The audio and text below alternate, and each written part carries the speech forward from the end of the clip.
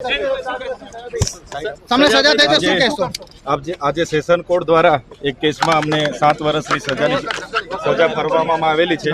નામદાર કોર્ટની જે પણ સુનાવણી છે એમનો આદર કરીએ છીએ, સન્માન કરીએ છીએ અને આગળ વકીલોની સલાહ લઈને આજે ચેતરભાઈને 7 વર્ષની કેદ થઈ, શું માનો છો તમે? કેવો ન્યાય તંત્ર? જે ચેતરભાઈને જે કોર્ટ આજે સજા આપી છે સરકારે, એ અમાન્ય અમે રાખીએ છીએ અને અમે આગળ લડત આપીશું. અમે હાઈકોર્ટ અને સુપ્રીમ કોર્ટ સુધી જવા તૈયાર છે.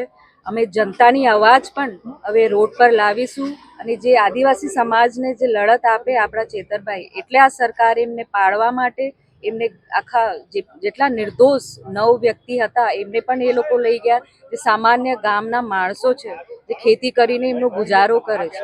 તો આ આખું ષડયંત્ર રચીને સરકારે ઘેરાવો કર્યો, આદિવાસીની જમીન હડપવા અને ચેતરભાઈને કેવી રીતે સાઈડમાં કરીને લોકોની જનતાની અવાજ દબાવવા માટે આખું ષડયંત્ર છે. અને જે આ કેસ 7 વર્ષની જે સજા આપી છે એ તો કોઈ મર્ડરરોને આ સરકાર આ સજા નથી આપતી. બંદૂક લઈને સાંસદો રોડ પર નીકળે એમને એ લોકો કોઈ સજા નથી આપી શકતા. આવું તો ન્યાયતંત્ર થઈ ગયું છે. અમે આ ન્યાયતંત્ર સામે અવાજ ઉઠાવીશું. હાઈકોર્ટ અને સુપ્રીમ કોર્ટ સુધી અમે જવા તૈયાર છીએ. શું નામ તમારું? રાધિકા રાઠવા, છોટાઉદેપુર પ્રેસિડેન્ટ. સુરેશ કાકા, જે ચૈતન્ય અત્યારે 7 વર્ષની કેદ થઈ છે સાથેના આરોપી, શું કહેશો? સજા થઈ છે, હવે હકીકત છે.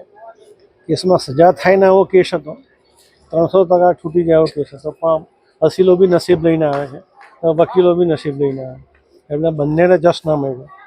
હિયરિંગમાં એવા કયા મુદ્દાઓ ટાંકવામાં આવ્યા હતા તમારા તરફથી? કયા બહુ લાંબા છે, હવે એને કાં ચર્ચા કરીશું. ટૂંકમાં ખોટો કેસ કર્યો છે, બોગસ કર્યો. સરકારે એમની રાજકીય કારકિર્દી ખતમ કરવા માટે ઊભો કરેલો કેસ છે. એ બધાના પુરાવાનું ડિસ્કશન કરેલું. એમના જે પુરાવા રજૂ કર્યા તેની સામે આપણે શું દલીલો? દલીલો તમે બહુ લાંબી હોય છે, આ તબક્કે બહુ ચર્ચા કરવી યોગ્ય નથી. હવે આગળની કાર્યવાહીમાં અપીલ કરવામાં આવશે અને જમીન પર છોડવા માટે અરજી કરવામાં આવશે. કેટલા મુદતમાં કરશે? એ તો એને મહિનાની 2-3 મહિનાની મુદત છે, એટલે તાત્કાલિક જ દાખલ કરી દઈશું. આપના તરફથી કયા એવા મુદ્દાઓ મૂકવામાં, ખાસ મહત્વનો કયો મુદ્દો હતો જે એમને બચાવી શકે? મહત્વનો મુદ્દો તમને કીધું કે રાજકીય કિન્નાખોરી રાખીને ખોટો કેસ ઊભો કરેલો છે, એ મારો મુખ્ય મુદ્દો છે. આપનું નામ? તમારું? સુરેશ જોશી, એડવોકેટ. આમ આદમી પાર્ટીના ધારાસભ્ય ચેતર વસાવા સહિત 9 આરોપીઓને વનકર્મી પર હુમલા કરવાના કેસમાં 7 વર્ષની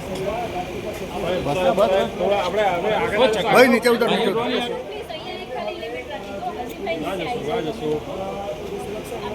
મેડમ થોડા આગળ ના આવતા પ્લીઝ. માઇક તૈયાર રાખજો રાજુ. જે નર્મદા જિલ્લાની જે પોલીસ છે તે કઈ રીતના અહીંયા તૈનાત છે, તમામ એસઓજી સહિત તમામ જે ટીમો છે.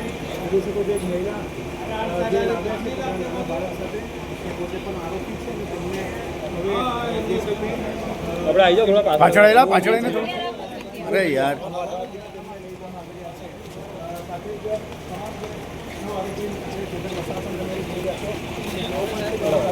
ચેતરભાઈ